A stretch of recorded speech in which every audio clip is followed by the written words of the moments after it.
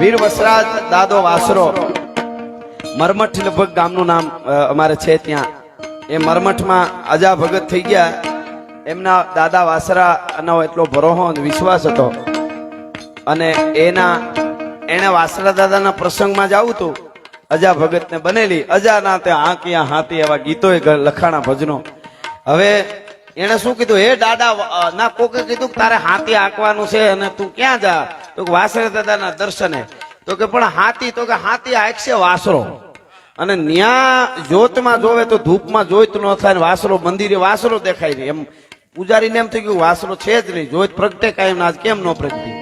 પછી ખબર પડી જોવા ટાણે જોઈતમાં નાવે નકી દાડો હાથી જ આવે. ઈ તો અજાના હાથી હાંકતો હતો દાડો વીર વસરાજ, હાથી એની વેળાએ હાલતો હતો. પછી ધોણે ભુવાએ કીધું કે હું તો વાસરો આવ્યો ને એને કીધું કે હું હાથી હાંકતો હતો. આજે રણમાં કોક વસરાજ બેટમાં જાવ ઈ ગાયું. અને ગમે એવો માણસ, મને હમણાં કોક કહેતું હતું કે અમે હાલીને કોઈ પણ માણસ જાતો હોય છેલ્લે ખબર પડે કે અમારું મોત આવી ગયું, હવે રણમાં પાણી ન જડે, કેળો હુજે નહીં એવડું મોટું રણ, કેળો હુજતો બંધ થઈ જાય ને પછી બેહીને એમ કે હે વાસરા કરે ને તા કૂતરા હામાં ધોડ્યા આવતા હોય અને કૂતરું પાસે આવી ઘૂમરો મારીને હાલતું થાય ને વાહે જાવ એટલે સીધા દાદા વાસરાએ જઈને તમને ઉભા રાખી દે. આ વીર હળાહળ કળિયુગમાં પણ કોઈ દી કોઈને કોઈ એક માણસ ભૂલું પડીને મર્યું નથી. બાકી અહીંયા તમે ગાડી લઈને જાવ તો ભૂલા પડો 10 ઉકલથી બંધ થઈ જાય એવું રણ છે. પણ છેલ્લે ગાડી કે ટ્રેક્ટર વાળા જતા હોય ભૂલા પડી જાય, ઘુમરા મારીને થાકે ને એટલે તરત એમ કે હે વાસરા કરીને બેહતા કૂતરા લેવા માટે આવી જાય. તમે વિચાર તો કરો. એટલે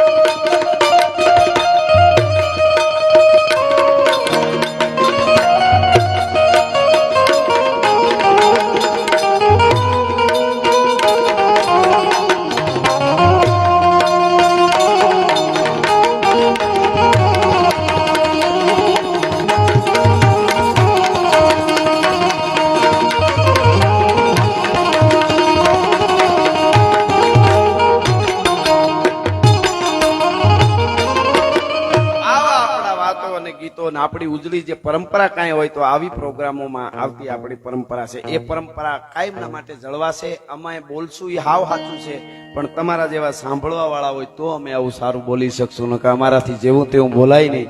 લેલાડી લેલે કરે ને ગાયું પોતાનું ગાય હું બીજાથી ન બોલાય, કોળું બનતાથી કાનિયા. સોનાઈ એકવાર પિત્તળને કીધું, સોનાઈ પિત્તળ તું તો બહુ ઉજળું લાગે.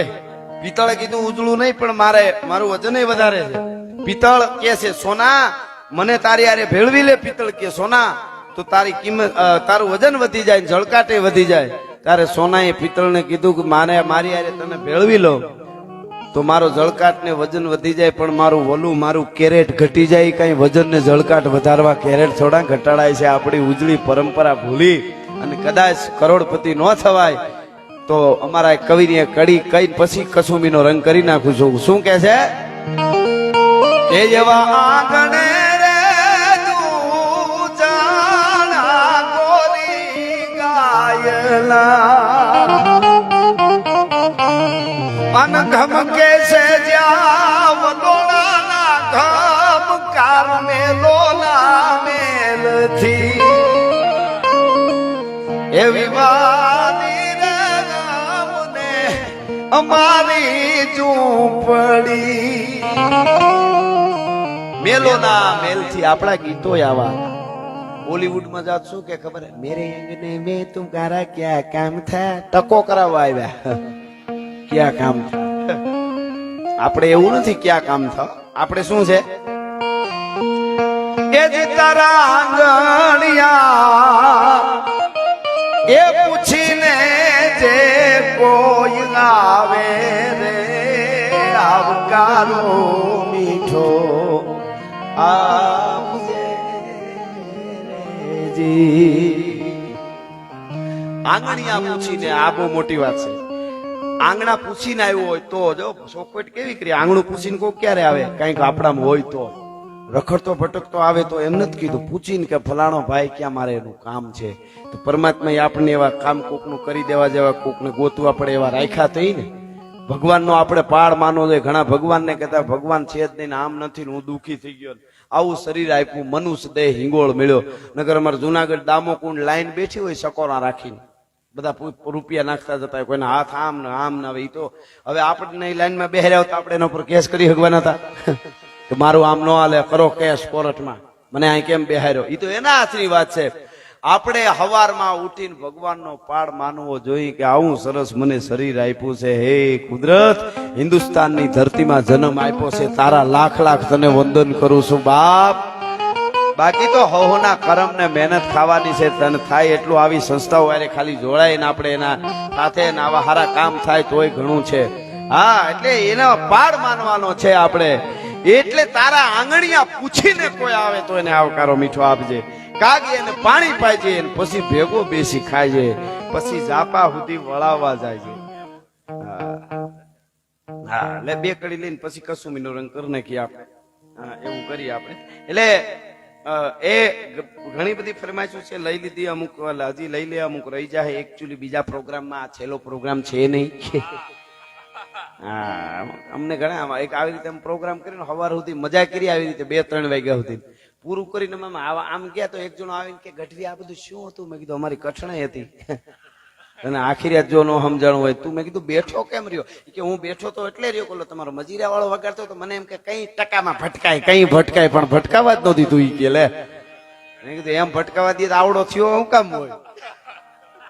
આ બધો અમારા બધા દેહી, અમે બધા અમે પ્લેનમાં જતા હતા ને બહાર, પ્લેનમાં તો વાત નીકળી એટલે કહી દો ભાઈ. તેજભાઈ અમે પ્લેનમાં જતા હતા ને તો અમારે આને ઓલા પાસે દરવાજા પાસે બેઠા પ્રવીણભાઈ ને. દરવાજો ઓલો કયો દરવાજો આપાતકાલીન ખોલવો પડે, ન્યા એને સીટ આવેલી બરાબર.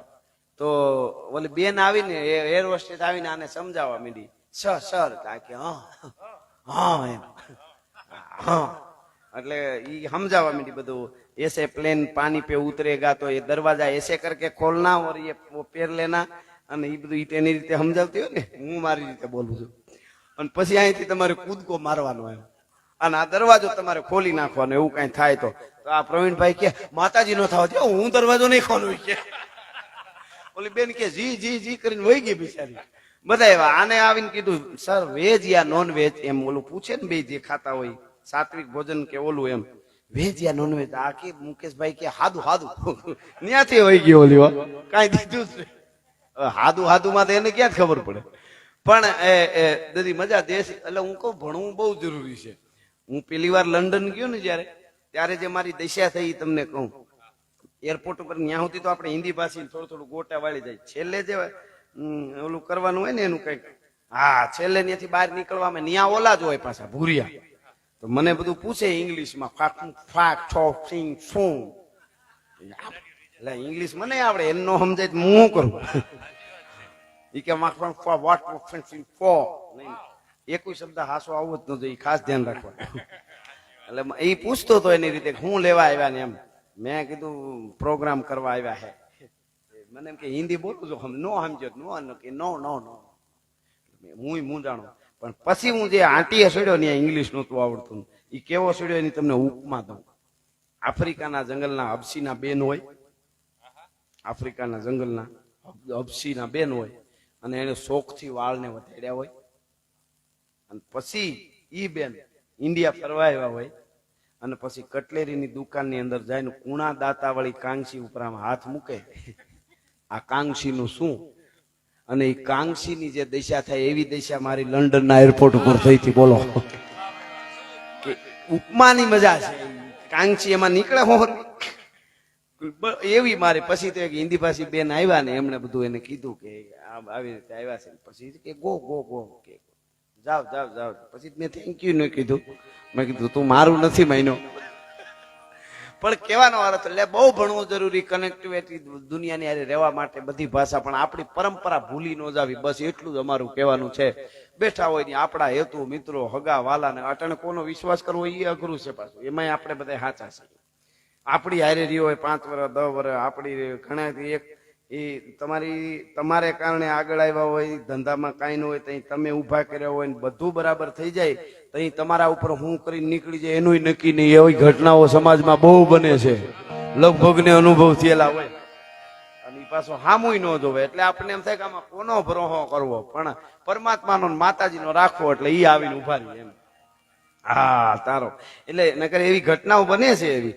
મેં એક દુહો લખેલો ભેહું ચારતો ત્યારે ગીરમાં ત્યારે લખેલો મેં એક દ્રશ્ય જોઈ કે એક ઝાડના પોલમાં બીજું ઝાડવું ઉગે તમે જોયું છે પીપળો વડલો પોલા ઝાડમાં ઉગે મારે જંગલમાં મેં જોયું ઝાડમાં ઝાડવું થાય એ ઓથે બીજાને ઉસરે પણ એ મોટું થતા ઓલું મરે એને રચાવનારું રાજડા દુહો તો મેં ત્યારે ઝાડવાનું તો લખ્યું હતું પણ અત્યારે એવું બહુ થાય છે એ મોટું ઝાડ થાય તો ઓલાને પાડીને ફૂકવીને કાઢી નાખે પોતે જમાવી દે આવી આવી ઘટનાઓ બને એટલે એ ધ્યાન રાખવા જેવું છે હા બીજું એક એવું છે કે તમે પૈસા વાળા થાવ ને થોડુંક સારું થાય ને એટલે તમે પેલી ભૂલ તમારી ઈ મોટા મોટી ભૂલ તમારી ઈ તમારો વાંક ઈ કે તમે હગાવાલા કે મિત્રો એને તમે ઉસીના આપો એ ભૂલ હકીકત ઉસીના આપો બીજી ભૂલ કઈ ખબર ઉઘરાણી કરો ઈ લેવા ગઈ આવ્યો હોય તો એ કેવો ભાઈ ના થતો બધું ઉઘરાણી કરો ને જે આખું વાતાવરણ ફરી જાય હમણાં એ કે કઈ નહોતું હમણાં સડા પહેરીને ફરતું ને આગળ આવી ગયું ઉઘરાણી કરે લે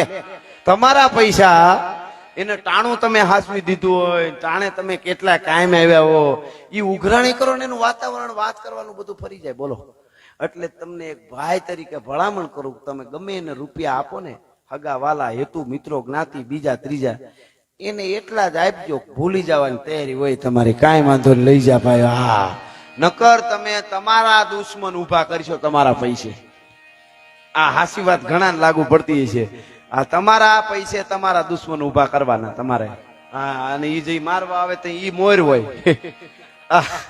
હા ઈ કે મારા પાસે પૈસા ઉસીના લીધા હતા ઈ માંગ્યા અને ઈ ઉસીના હોય તો ઓલા ટકા વાળાને તો તારીખ પેલા પુગાડી દે બોલો પણ ઉસીના વાળાને ન પુગાડે એટલે આમાં વિશ્વાસ કોનો એટલે હારો ભાઈબંધ રાખવો થોડા રાખવા પણ હારા રાખવા ભાઈબંધોને ત્યાં આપણે ભાઈબંધોની કથાઓ લખાણી ગીતો લખાણા છે હા એવી અનેક કથાઓ અનેક વાતો છે પણ એ ભાઈની ફરમાઈશ છે એટલે હું એ ગીતની કડી લઈ લઉં જાગો જાગો જડાધારી જે ભાઈ કે છે એક કડી લઈ લો પછી ભેરવી કરી નાખો આપણે કવિ દાદ બાપુનું લગભગ આ રચના છે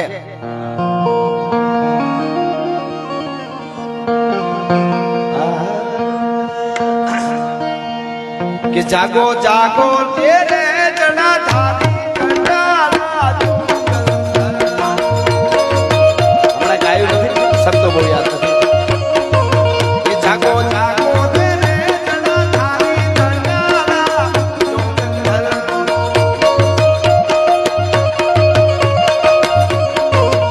તમે પશુપતિ કહેવાના છો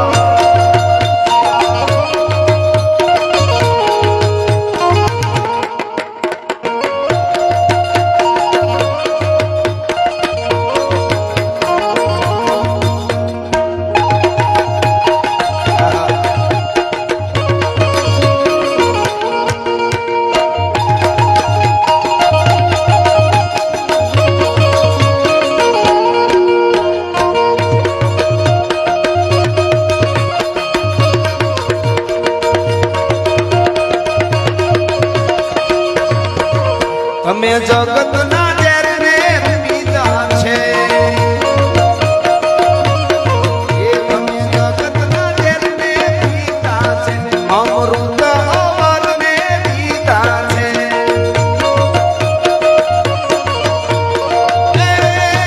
તારી મુક્તિ પર સવારી જટાડા, જોગંધર જાગો જાગો. ઓમ નમઃ શિવાય, ઓમ નમઃ શિવાય, ઓમ નમઃ શિવાય, ઓમ નમઃ શિવાય, ઓમ નમઃ શિવાય. અને છેલ્લે મેં ગાણીની અમર રચના કસુંબીનો રંગ, કારણ કે આ રંગ કાયમના માટે આ બધા જેટલા આ યુવાનો કામ કરે છે એના ઉપર એક દેશભક્તિનો રંગ કોઈ દી ઉતરવો ન જોઈએ.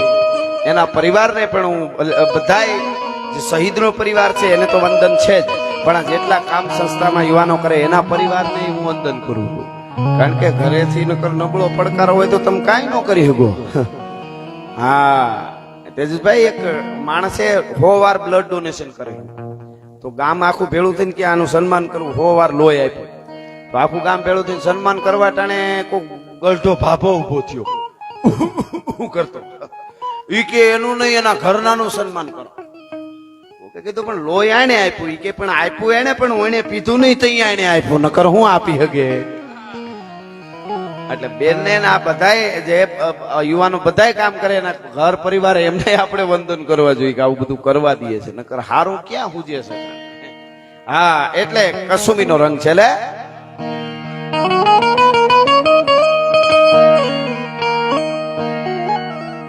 તો મારી જનની ના, મારી જનની ના, હે મારી જનની ના, મારી જનની ના હૈયામાં પોડલતા પોડલતા પીધો કસુંબીનો રંગ.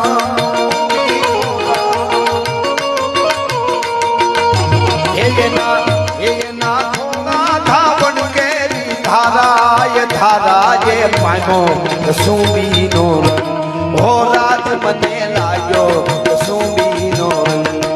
દાદા દાદા દાદા દાદા.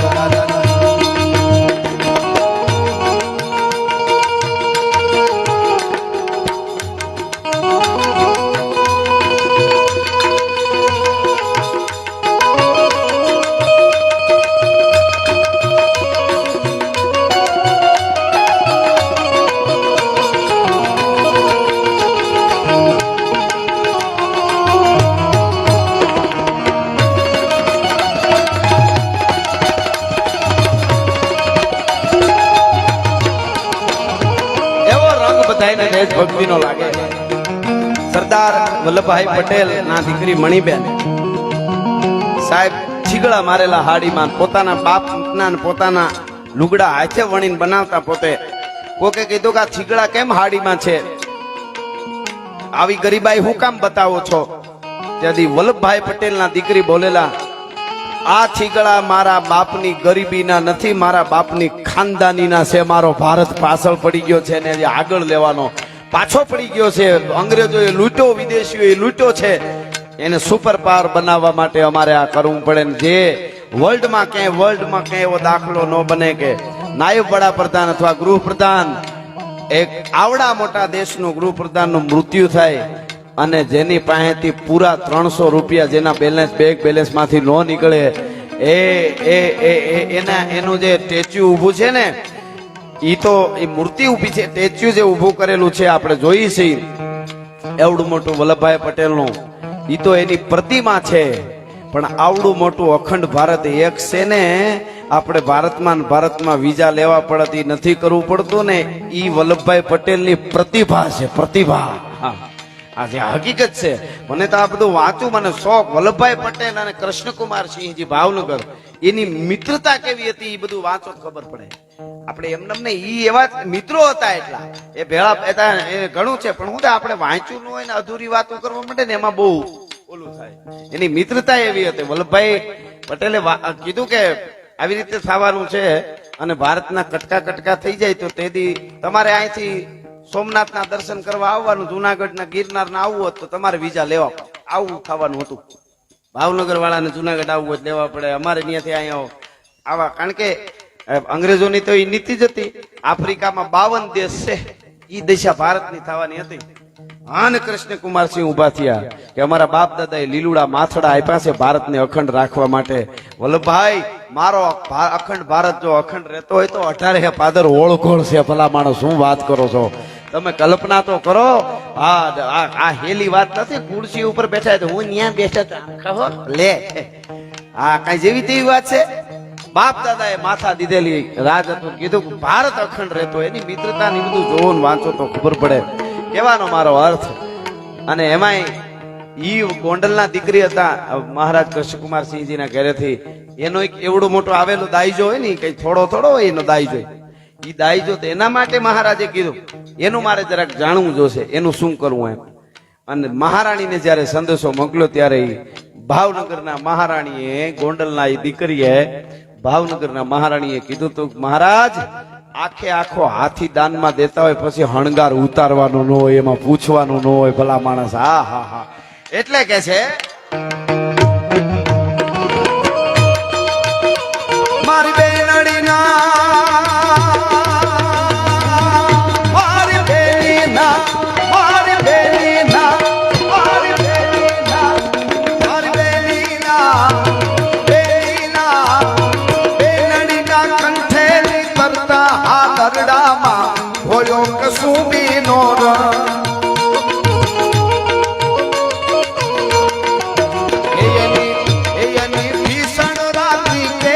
પહાડો નિત્રાનો એ જોયો કસુંબીનો રંગ.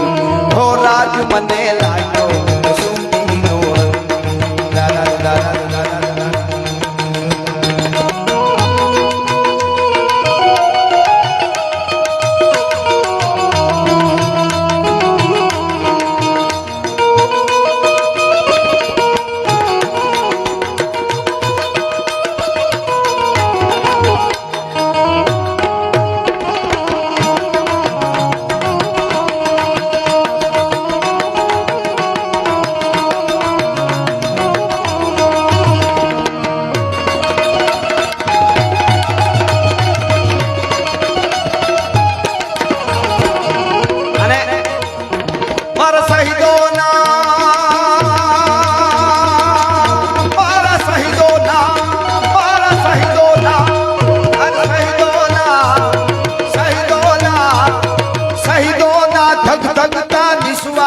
નિશ્વાસે હળગ્યો કસુંબીનો.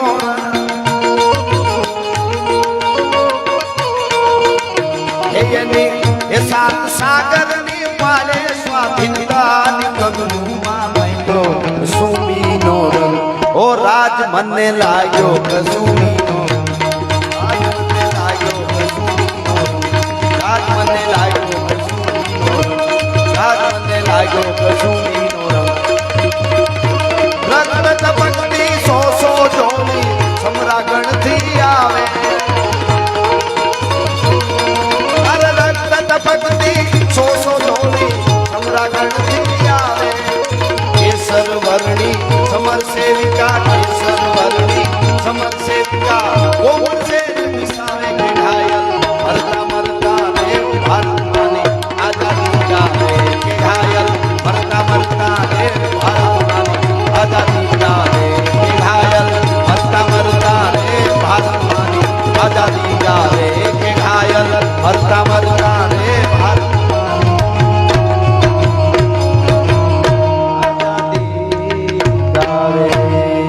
ભારત માતની નવલાખ લોબડિયાળીની નમઃ પાર્વતી પતિ હારા.